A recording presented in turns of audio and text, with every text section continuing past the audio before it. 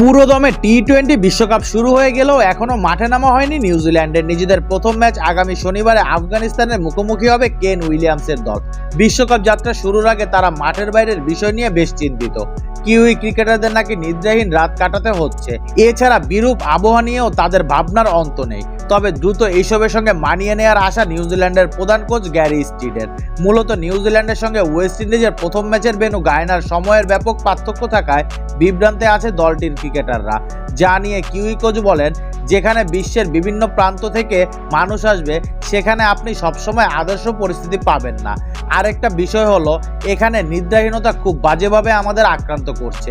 আমি বেশ কয়েকজনের কথা জানি যারা মাঝরাতে ঘুম থেকে উঠে যাচ্ছে।